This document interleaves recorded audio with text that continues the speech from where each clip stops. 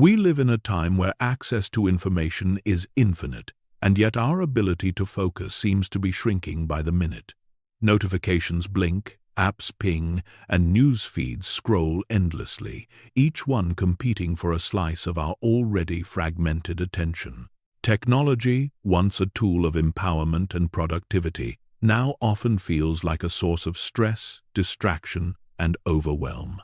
And still, we need it. We rely on our devices to work, to connect, to learn, and to create. The problem isn't that technology exists. The problem is how we use it, or more precisely, how it uses us when we're not intentional. In this digital age, focus has become a rare and valuable currency. Those who can cultivate it, who can reclaim it, stand to gain an immense advantage, not only in work, but in peace of mind, creativity, and clarity. This audiobook isn't about rejecting technology. It's about using it wisely. It's about becoming the kind of person who chooses how to engage with their digital world rather than being pulled along by it. It's about building a relationship with your tools that serves your goals, not steals your time. We'll explore practical strategies and powerful insights that help you regain control over your focus. From managing emails without drowning in your inbox, to redesigning your digital environment for clarity, to using apps that actually support rather than sabotage your goals. We'll walk through how to harness technology to serve your life, not the other way around. But more than just tips and tools, this journey is about mindset. It's about personal responsibility. It's about recognizing that productivity is not just about doing more. It's about doing what matters most. It's about discipline, self-leadership, and the courage to step away from noise and into intention. You don't need to be perfect. You don't need to delete all your accounts or throw your phone in a drawer. You just need to start noticing, to become more aware, to be honest about what's helping you move forward and what's quietly pulling you off track. Because in the end, the power to focus is already yours. You just have to learn how to protect it. So if you're ready to stop reacting and start choosing, if you're ready to stop being overwhelmed and start being intentional, then let's begin. Let's explore how to use technology not as a master, but as a partner. Because in a distracted world, your ability to focus is not just a skill, it's your superpower. Chapter 1. The Digital Dilemma: How Technology Hijacks Your Focus. We live in an age of dazzling technological innovation. In the span of a few decades, we've gone from handwritten letters to instant messaging, from landline phones to smartwatches, from printed maps to GPS-guided navigation. The sheer power of our devices is incredible. With a few taps, we can video chat with someone across the world, stream a lecture from a top university, or access nearly every book ever written. And yet, for all its brilliance, technology presents us with a profound dilemma. While it promises connection, productivity, and convenience, it often delivers distraction, stress, and mental fatigue. The same tools designed to help us work better often end up scattering our attention, fracturing our time, and draining our energy. This is the digital dilemma. Our tools are powerful, but without conscious control, they can hijack our focus, and the cost is higher than most of us realize. Let's start with the most fundamental impact: attention fragmentation. Every ping, every vibration, every push notification tugs at your brain. Even if you don't respond immediately, your mind registers the alert, and your attention is momentarily diverted. This constant shift, known as context switching, might feel small, but it adds up. Studies show that after being interrupted, it can take up to 23 minutes to fully regain focus on the original task. Over time, our brains become wired for distraction. We get used to checking our phones dozens, sometimes hundreds of times a day. We scroll through social media while eating, respond to emails during conversations, and jump from one app to another without finishing a single task. The result is a chronic state of mental clutter. We're always busy, but rarely present. Always stimulated, but seldom deeply engaged. This erosion of focus isn't just inconvenient, it's costly. When your attention is scattered, your productivity suffers. Tasks take longer, mistakes increase. Creative breakthroughs become rare because creativity requires mental stillness and uninterrupted thought. And perhaps most importantly, the joy of doing meaningful work, the satisfaction of flow, is replaced by stress and shallow engagement. But the consequences go deeper than productivity. There's also an emotional toll. Constant digital engagement often creates a low-grade sense of anxiety. You feel like you're never doing enough. You're constantly reacting, trying to keep up with messages, updates, deadlines, and expectations. It becomes hard to rest, even when you're away from work, because your brain is trained to anticipate the next alert. Sleep quality declines, attention spans shrink, and your ability to be fully present with yourself, with your loved ones, with your life, begins to fade. This doesn't happen overnight. It's a slow drift. You don't notice the shift at first, but over time, you begin to feel different, more scattered, more exhausted, more irritable. You start many things, but finish few. You feel busy all day, but go to bed wondering what you really accomplished. That's the price of unmanaged digital engagement. Of course, it's not all bad. Technology is not the enemy. It can be beautiful, efficient, empowering. It can help you learn, create, connect, and contribute in ways that were unimaginable just a generation ago. But only if you use it intentionally. That's where this journey begins, not with blame, but with awareness. Awareness that your attention is your most valuable resource and that it's being competed for every moment you're connected. Awareness that your time is finite and that every scroll, swipe, and click is either a tool or a trap. So how do you tell the difference? How do you protect your focus without abandoning the digital tools you rely on? How do you navigate the modern world without becoming enslaved to it? It starts with recognizing that you have more control than you think. You can set boundaries. You can redesign your digital environment. You can choose when, how, and why you use your devices. And when you begin to make those choices deliberately, you shift from being a passive consumer of technology to an empowered user. Imagine a day where your phone doesn't dictate your attention, where you check your messages on your schedule, not someone else's, where you complete deep, focused work without constant interruptions, where you engage in real conversations without the itch to glance at a screen. That's not a fantasy. It's a skill, a practice that can be developed over time. Reclaiming your focus doesn't require drastic measures. You don't need to move to a cabin in the woods or throw your devices into the ocean. You simply need to become intentional, and that begins with small shifts, like turning off non-essential notifications, like designating certain times of day for email, like creating screen-free zones or hours in your home. These micro-decisions, consistently applied, can dramatically change your relationship with technology. But even more important than the tactics is the mindset. You are not at the mercy of your phone. You are not powerless against the pull of the digital world.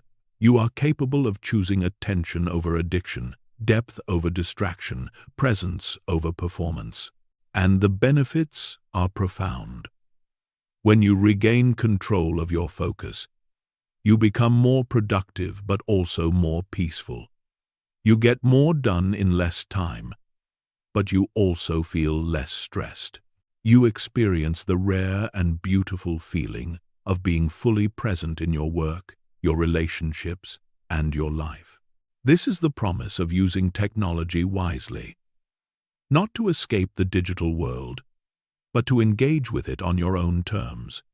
To use it as a tool for growth, not a source of depletion. In the chapters that follow, we'll explore exactly how to do that. You'll discover the strategies, habits, and tools that actually help you focus. You'll learn how to design your digital space, manage your attention, and build systems that support your best work. But for now, take this truth with you. Your focus is worth protecting. Your attention is sacred.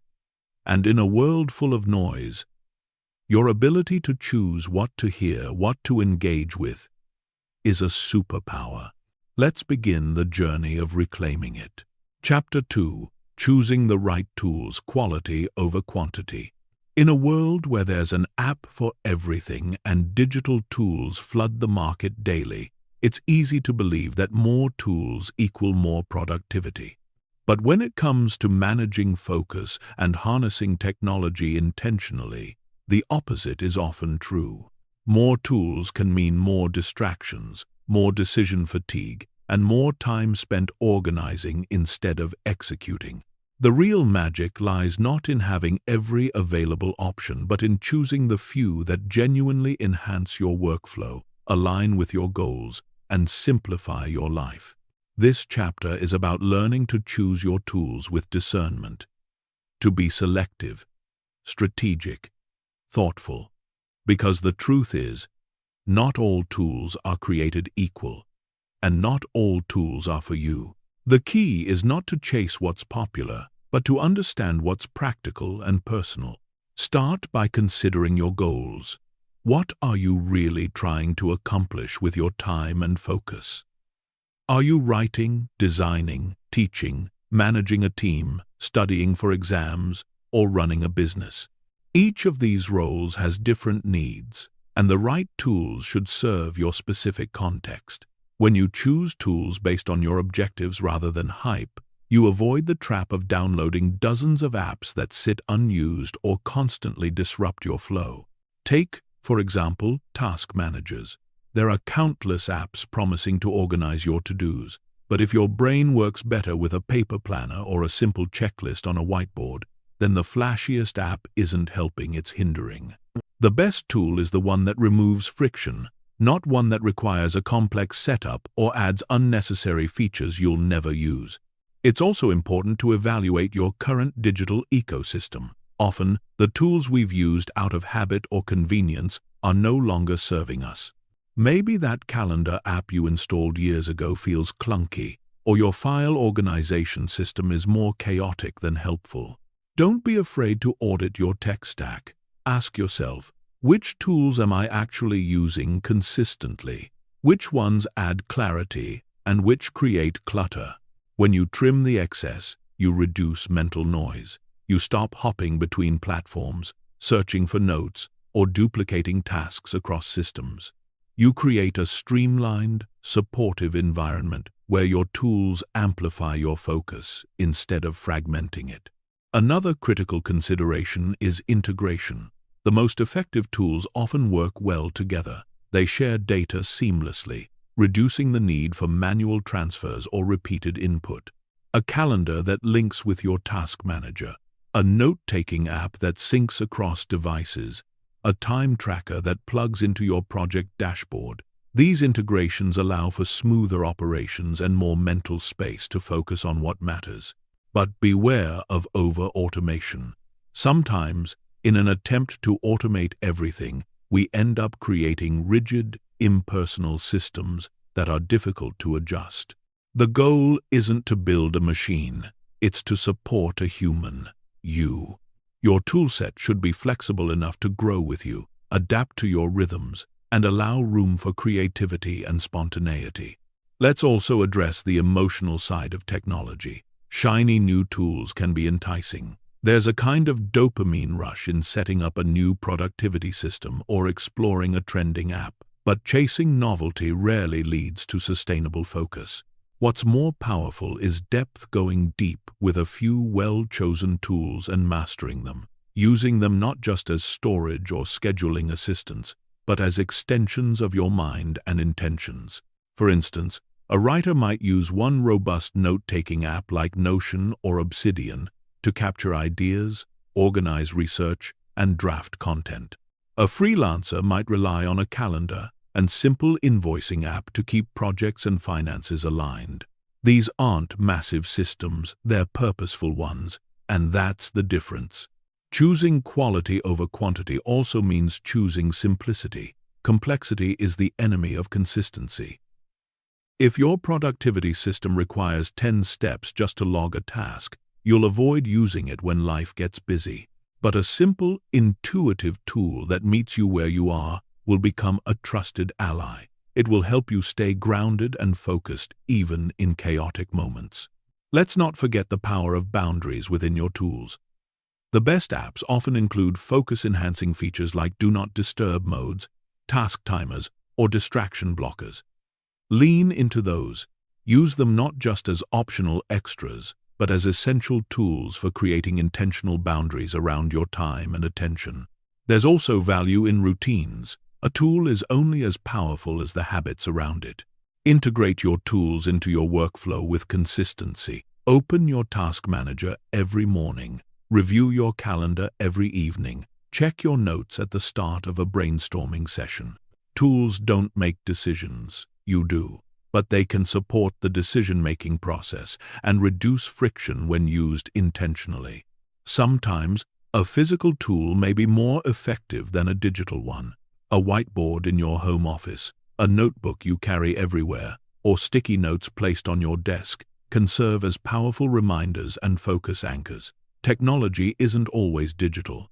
The wisest choice may be blending analog and digital tools to reflect your personality and work style. Finally, don't underestimate the power of emotional connection with your tools.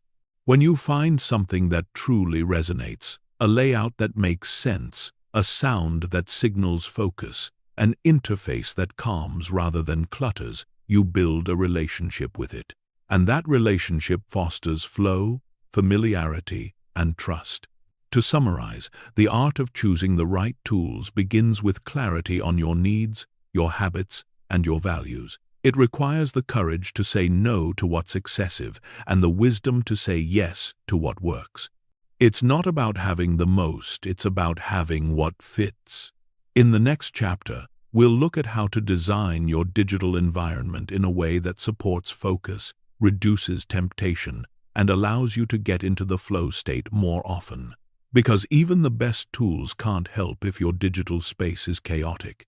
Let's make it work for you. Chapter 3. Focus tools that actually work. Once you've trimmed the digital excess and identified what tools align with your goals, the next step is learning which tools actually enhance focus, and more importantly, how to use them well. Because having a powerful tool is only useful if you know how to apply it in ways that support your deepest work. Let's start with one of the most underrated categories, time management tools. These include digital calendars, time trackers, and planning systems that help structure your day. Tools like Google Calendar or Fantastical allow you to visually map out your time and block periods for focused work. Time blocking creates psychological boundaries around your attention. It tells your brain when to start, when to rest, and when to switch gears. By planning your time before it's claimed by distractions, you regain control of your energy. For those who struggle with maintaining focus for extended periods, the Pomodoro technique, working in 25-minute intervals, followed by 5-minute breaks, is a proven method. Apps like Focus Keeper or Be Focused are designed around this principle. These tools gently remind you when it's time to work and when it's time to pause, training your mind to develop rhythm and discipline over time. Distraction blockers are another category of tools that work wonders for focus. Apps like Freedom, Cold Turkey, or Focus Me allow you to block websites, social media, or even the entire internet during work sessions. At first, this might seem extreme, but in reality, it's a safeguard. It removes the need for constant self-control and creates a digital space where temptation simply doesn't exist. This is especially helpful for tasks that require deep concentration, like writing, coding, or studying. Then there are note-taking and idea-capturing tools, digital companions that serve as extensions of your mind. Apps like Notion, Obsidian, Evernote, or Apple Notes help you store and organize ideas, brainstorm solutions, and track ongoing projects. The magic here is in consistency. Instead of scattering your thoughts across dozens of sticky notes or different apps, Having one central place for ideas builds trust with your system. You know where to look. You know it's safe to let go of mental clutter. For teams and collaborative work, tools like Trello, Asana, or ClickUp shine. They bring structure to group projects, make responsibilities visible, and reduce the cognitive burden of remembering everything. Even for solo work, these platforms can help manage tasks by visualizing progress and deadlines, which makes staying on track much easier. If you're working remotely or managing online meetings, tools like Zoom fatigue your brain quickly. Instead of relying only on meetings, use asynchronous communication platforms like Loom or Slack with structured communication threads. These allow people to share updates clearly without eating up hours in real-time conversations, preserving more time for focused work. Sound and environment-based tools are another area to consider. Background noise apps like Noisely or Brain FM help create an audio environment that supports focus. These apps use specifically designed soundscapes to boost cognitive performance, particularly helpful for those who find silence too empty or noisy, spaces too distracting.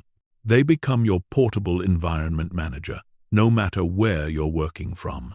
And let's not overlook task managers. Whether you prefer minimalist systems like Todoist or more robust ones like Things or TickTick, the key is consistency and trust. Your task list should be a sanctuary, not a source of guilt. Use it to clarify what's essential, schedule it thoughtfully, and mark your wins. A well-maintained task manager reduces overwhelm and brings clarity to your priorities. Beyond these specific tools, focus-enhancing habits are amplified by technology that supports intentional breaks.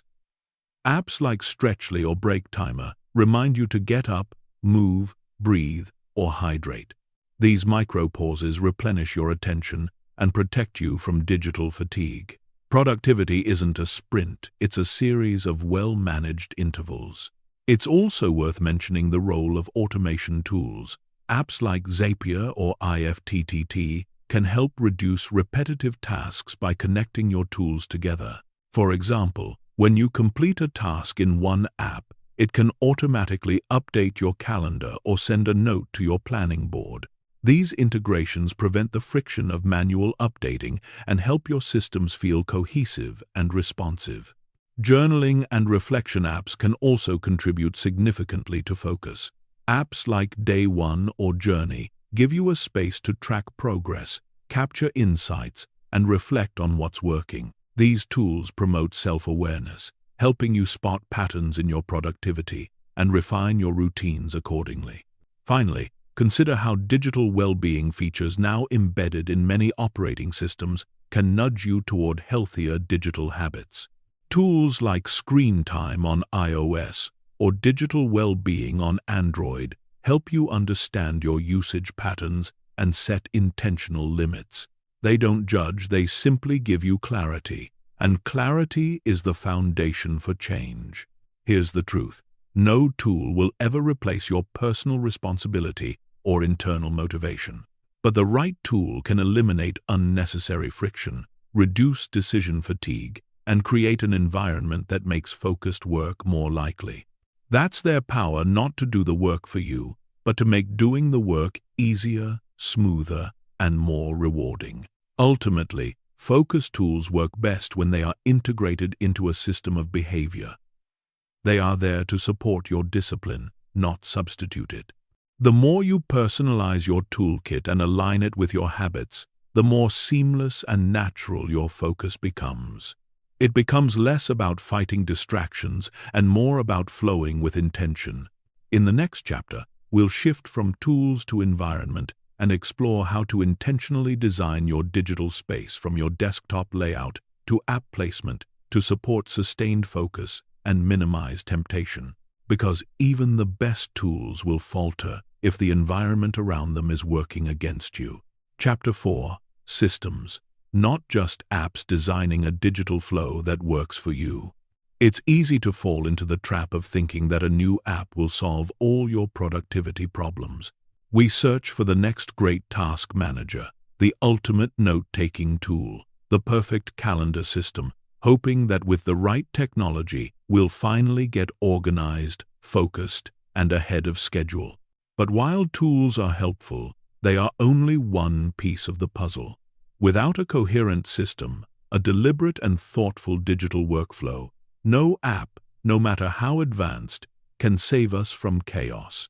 This chapter is about zooming out. It's about building a digital flow that works for you, not one you're constantly struggling to adapt to. Because real productivity doesn't come from stacking more tools on top of each other. It comes from designing a system that reflects your priorities, complements your working style, and evolves with your life.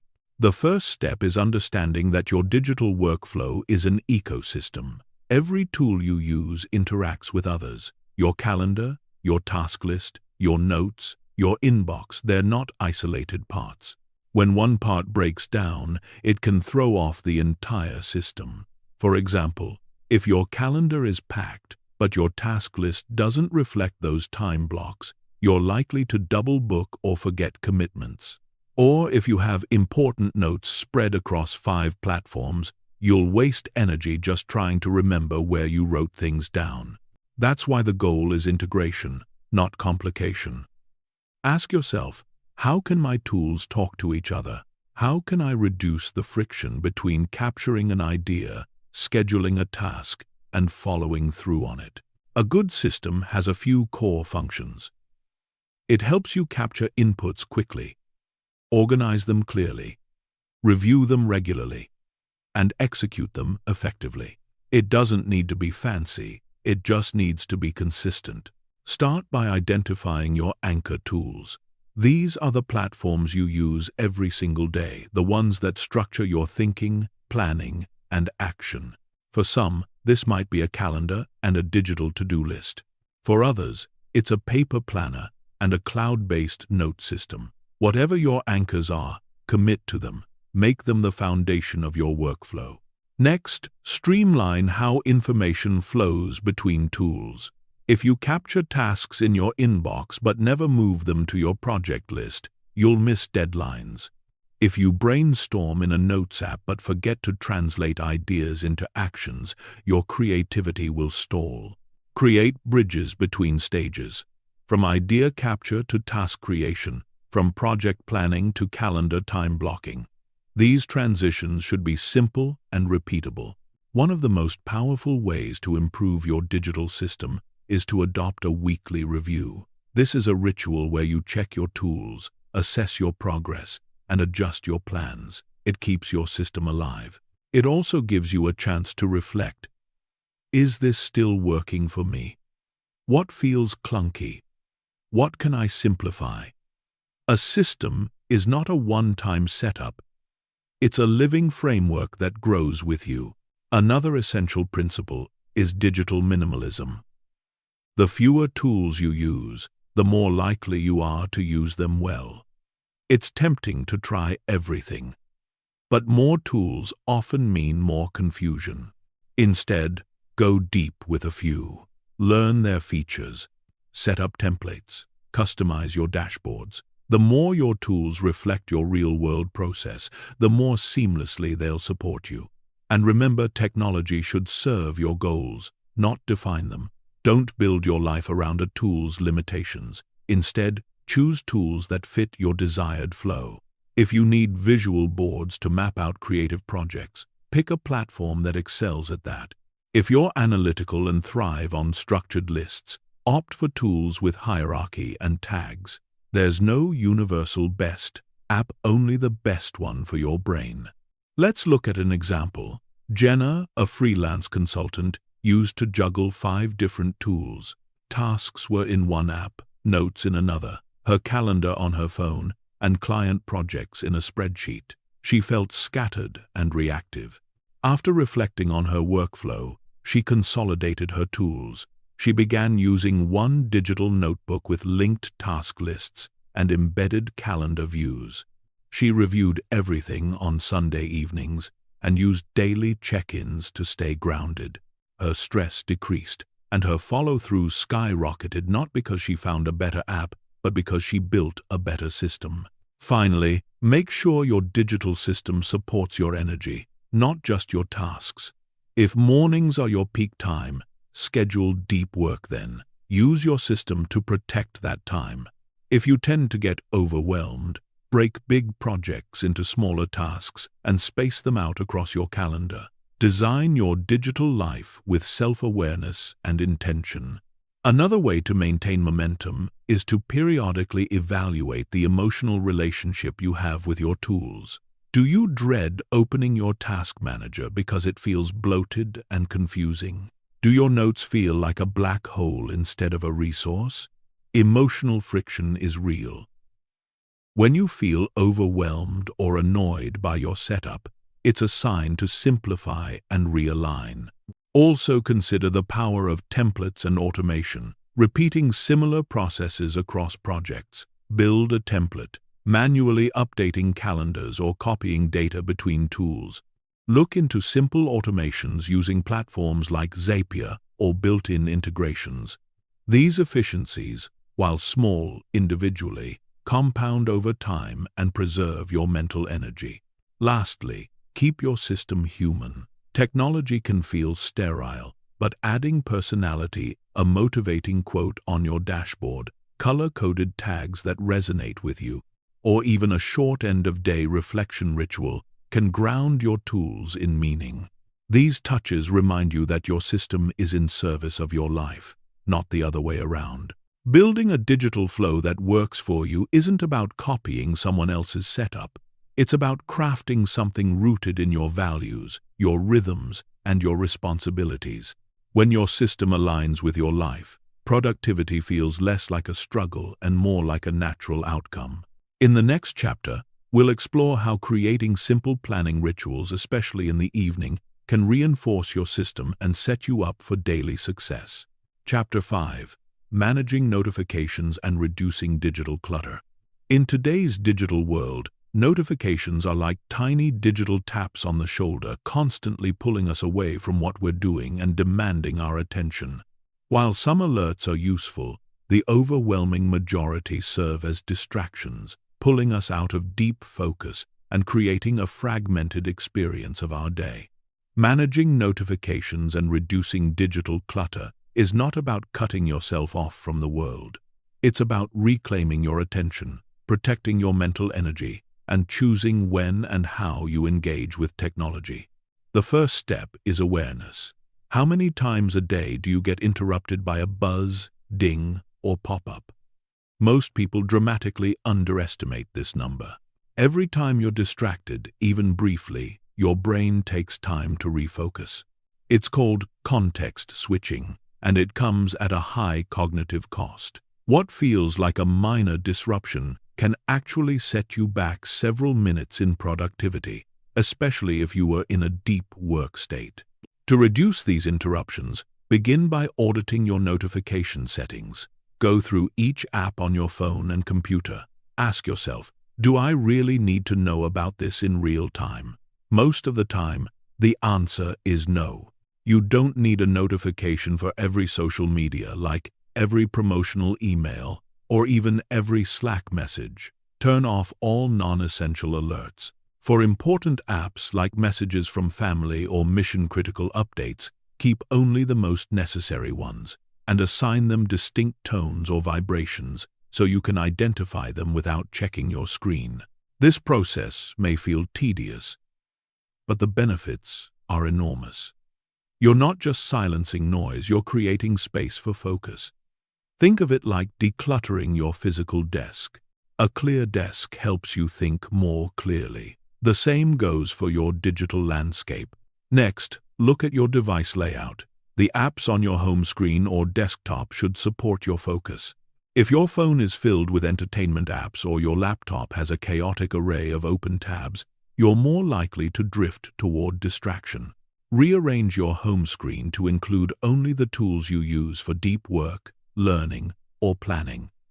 Hide or remove apps that encourage mindless scrolling or passive consumption. On your computer, use tab management tools or extensions to limit what stays open and visible. Fewer choices mean fewer temptations. Another powerful strategy is to create focus modes. Many devices now allow you to set profiles for different times of day. You might have a deep work mode that disables everything except your note-taking and calendar apps, or a rest mode that hides all work-related tools in the evening.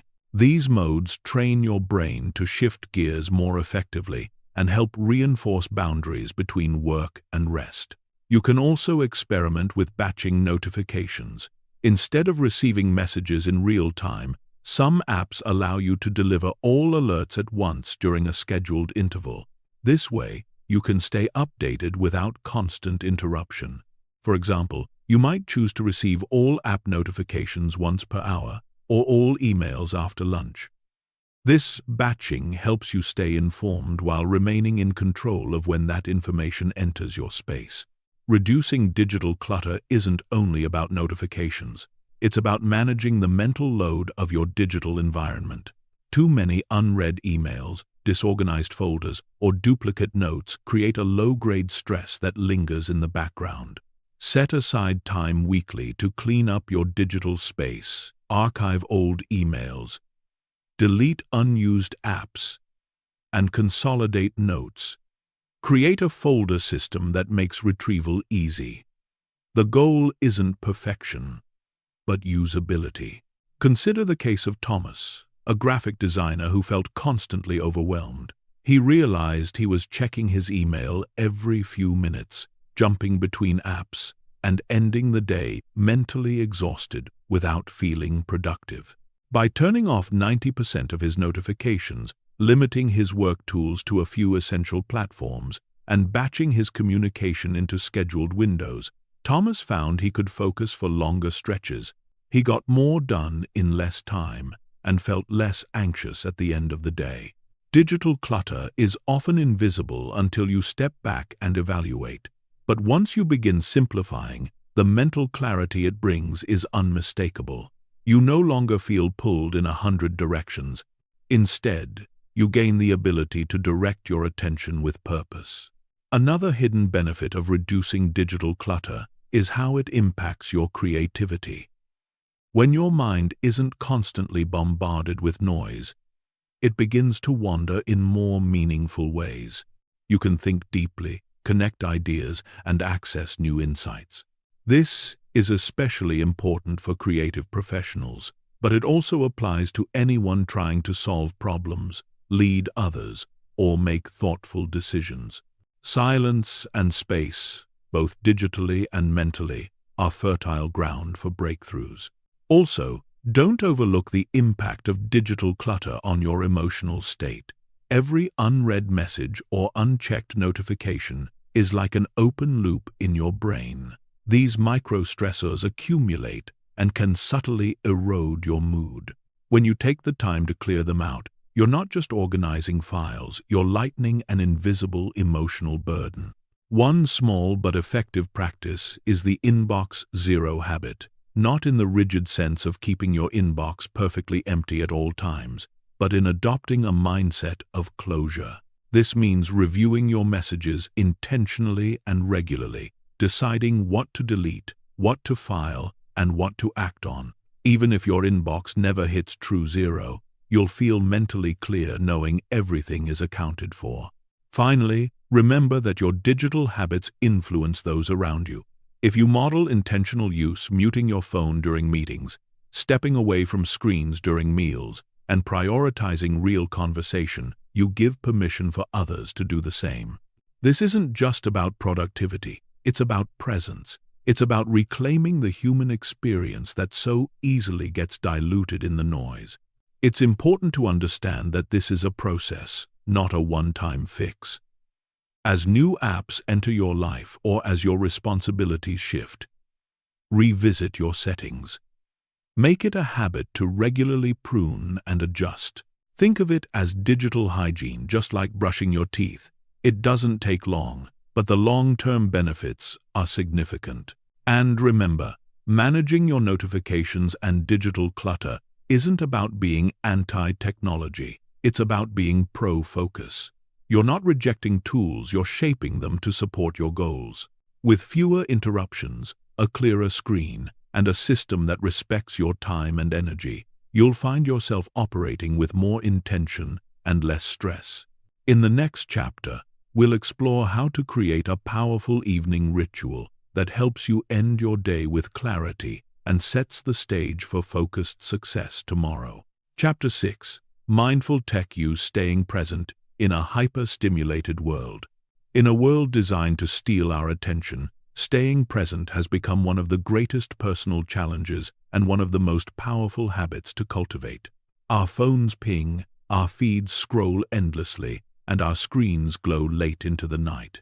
Technology, for all its brilliance, is also the architect of much of our distraction. But when used mindfully, it can become a bridge back to presence, not just a road away from it. Mindful tech use is not about giving up your devices or rejecting innovation. It's about creating space between stimulus and response. It's about choosing how and when you interact with technology so that your experience enhances your awareness instead of dulling it. Let's start with what mindfulness really means in this context. It's not a vague idea of being calm or quiet. It's a deliberate way of engaging with the moment, of noticing what you're doing as you're doing it. And when applied to technology, mindfulness helps you pause before you scroll.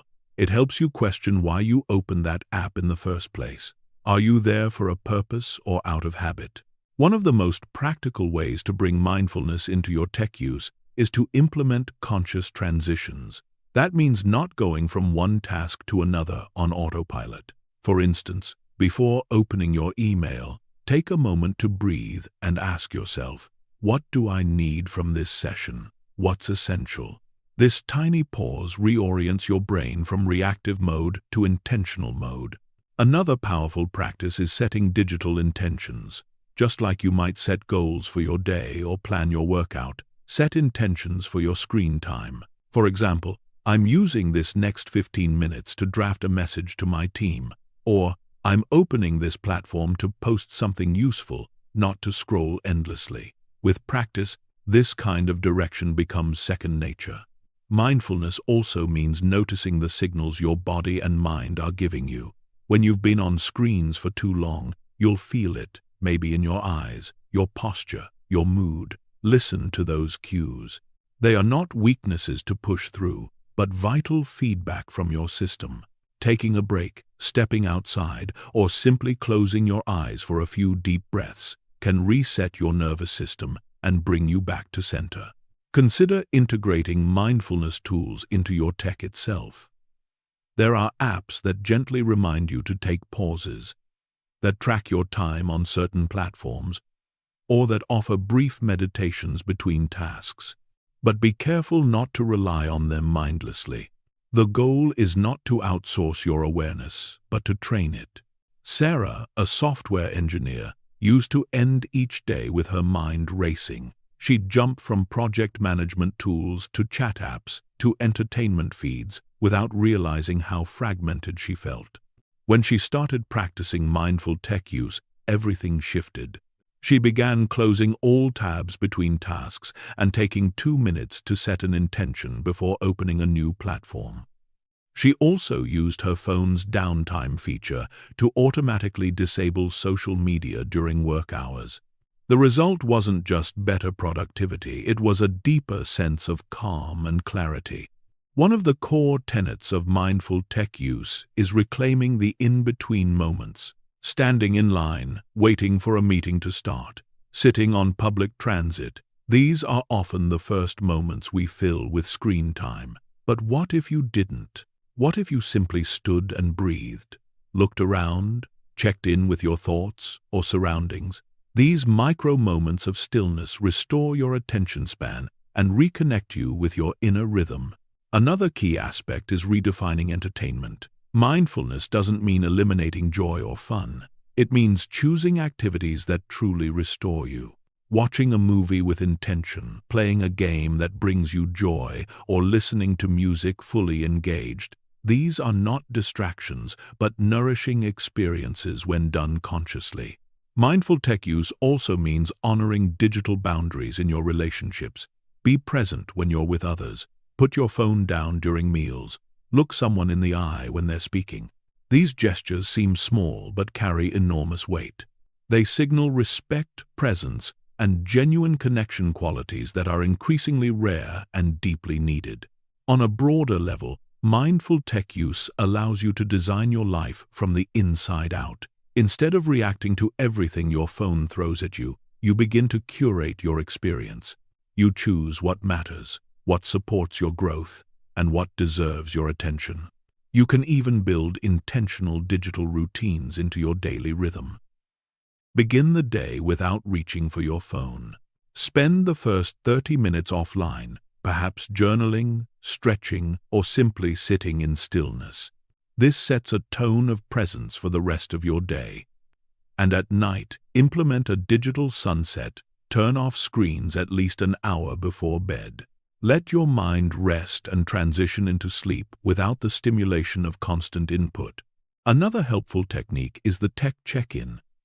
Schedule a moment each week to reflect on your relationship with technology. Ask yourself, is my tech use serving my goals or sabotaging them? What apps or habits need to be re-evaluated? What boundaries need strengthening? This simple ritual keeps your digital life aligned with your values. Of course, there will be slip-ups. You'll catch yourself doom-scrolling or multitasking. The point isn't to be perfect, but to notice and gently return to your intention. Each time you bring yourself back, you strengthen the mental muscle of awareness. Over time, it becomes easier to live in alignment with your values, even in a hyper-stimulated world. Let's remember that attention is our most precious resource. It shapes our thoughts, our relationships, and our legacy. By using technology mindfully, you're not just improving your day, you're reclaiming your power. In the next chapter, we'll look at how to establish a simple yet powerful evening planning ritual that helps you wind down intentionally and prepare for the day ahead with focus and clarity. Chapter 7. Sustainable Digital Habits for Long-Term Focus. Sustainable change doesn't come from one-time inspiration. It grows out of small, repeated actions, habits that become woven into your daily life until they shape how you show up in the world. When it comes to managing technology for better focus, one of the most powerful commitments you can make is to build a foundation of digital habits that work for you, not against you, over the long term. The difference between a moment of productivity and a life of clarity lies in consistency. Anyone can block distractions for a day. But what happens when you're tired? When you're stressed? When you're tempted? This is where habits carry you. They remove the need for constant decision-making and willpower. Instead, they create an environment where focus becomes the default. Start with your anchors, those key moments in the day where you can build consistency. Morning, midday, and evening are often the most effective entry points. Morning is when your energy is fresh and your direction can be set. Midday provides a moment to course correct and reconnect with your priorities. Evening offers a chance to reflect, reset, and prepare for tomorrow. Embedding small digital habits into these transitions creates a rhythm of awareness and control. For example, start your day without reaching for your phone. Instead, take 10 minutes for yourself, stretching, journaling, setting an intention. That short window of analog time helps protect your mental clarity before you're flooded with digital input. At midday, take a screen break to reconnect with your body and surroundings. Step outside if possible. Breathe deeply. Remind yourself what truly matters. And in the evening, power down devices an hour before bed to signal to your brain that it's time to unwind. You might think that habits like these require discipline, but what they really require is design. Set up your environment to support them. Use app blockers. Leave your phone outside the bedroom. Turn off non-essential notifications. Keep your desk free from distractions. Make the easier choice the better choice.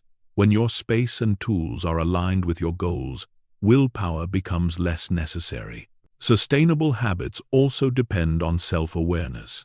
You need to understand your patterns when you tend to drift, when you feel most reactive. What kinds of digital triggers pull you off track? Keep a simple log for a week.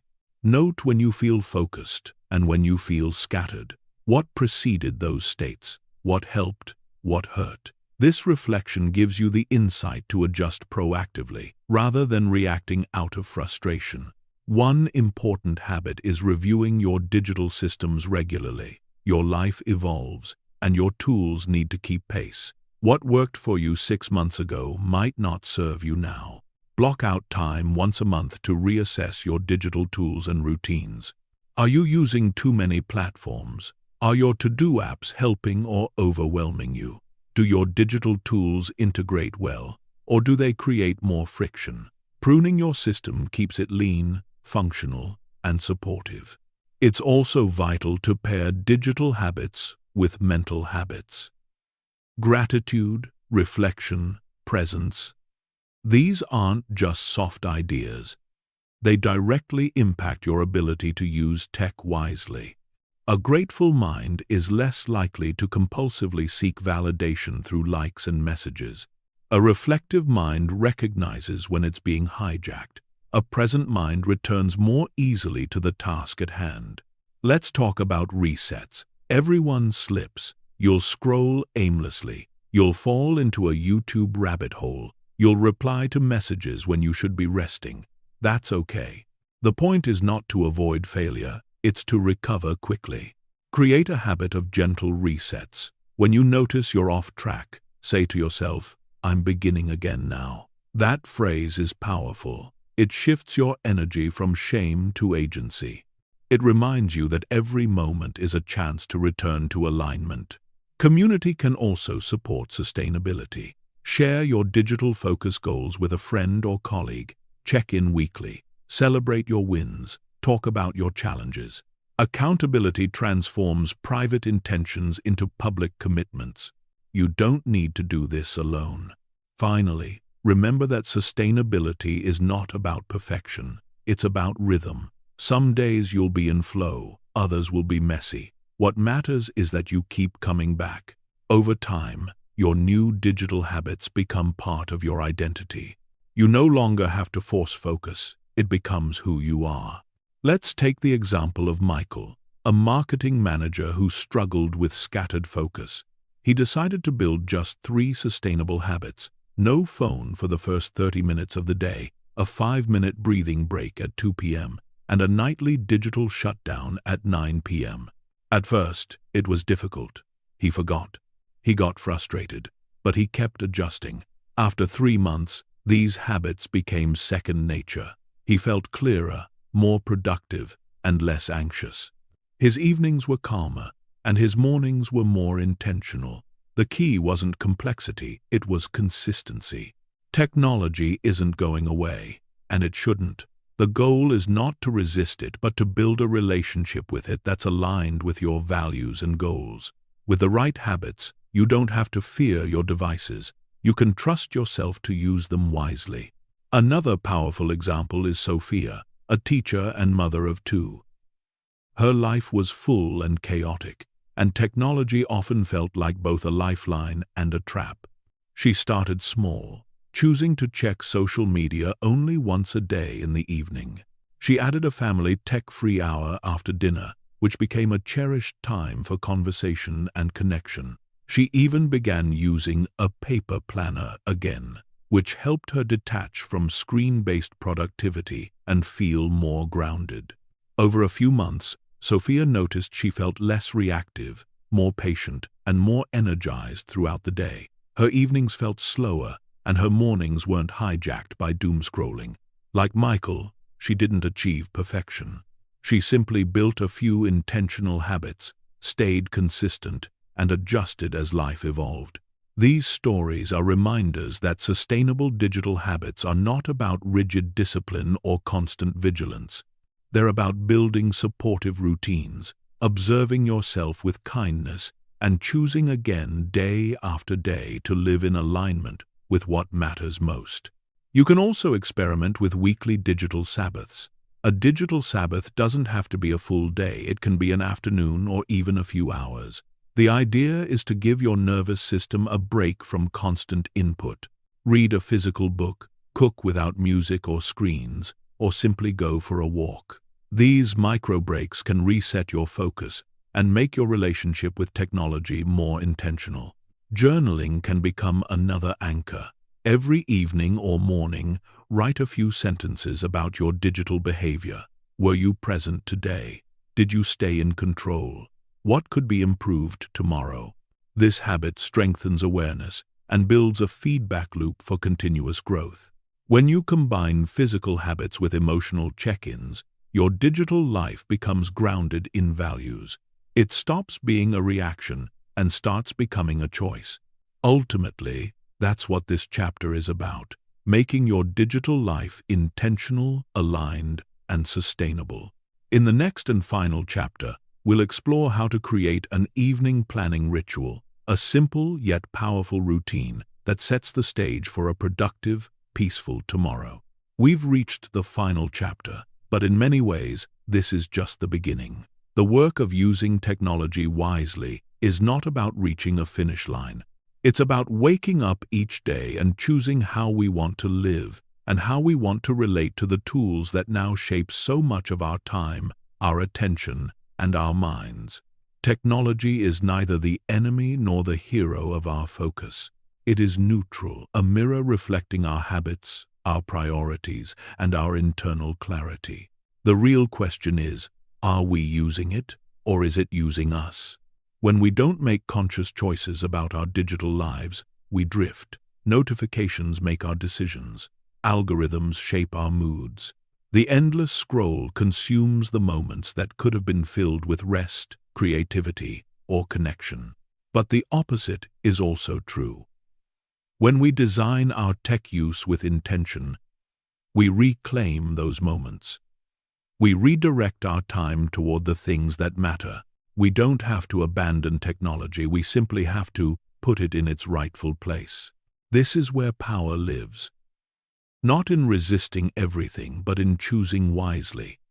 In recognizing that every app, every device, every ping is an invitation but not an obligation. You get to decide how you respond. You get to decide how you use your tools. And with each small choice, you build a life that supports your goals, not one that constantly derails them. Throughout this journey, we've explored not only tools but mindsets. Focus is not just about blocking distractions, it's about knowing what you want to focus on. Productivity isn't about doing more, it's about doing what matters most. And digital wellness isn't a single decision, it's a practice of returning, again and again, to what feels aligned. Let this be your reminder. You don't need perfect systems to move forward. You need small commitments, consistently honored. You need space to reflect, energy to reset, and the courage to change course when something isn't working. You don't have to control everything. You just have to take responsibility for how you show up. So, as you close this audiobook, take a moment to consider, what one habit can you start this week to use technology more intentionally? Maybe it's turning off notifications after dinner. Maybe it's setting a timer for focused work. Maybe it's spending a few minutes each morning offline. Whatever it is, begin there. Begin now. And remember, progress with technology isn't linear. There will be days when you fall back into old patterns, when screens steal more of your time than you intended. That's okay. The power lies in noticing and gently returning. Each day is a chance to begin again, with more awareness and more clarity. Make space in your calendar for digital breaks, not just to unplug, but to plug back into what matters: your creativity, your relationships, your well-being. Experiment with routines. Review your boundaries regularly, and don't be afraid to say no to digital noise in favor of real-life nourishment. Technology is a powerful servant, but a poor master. You get to choose the role it plays in your life. Make it a tool that elevates your energy, sharpens your focus, and strengthens your values. When you do, You don't just manage your digital world, you begin to master your real one. Your focus is yours to reclaim. Your time is yours to direct. And your life is yours to live with clarity, purpose, and presence. This is not the end. This is your starting point. Go forward with intention.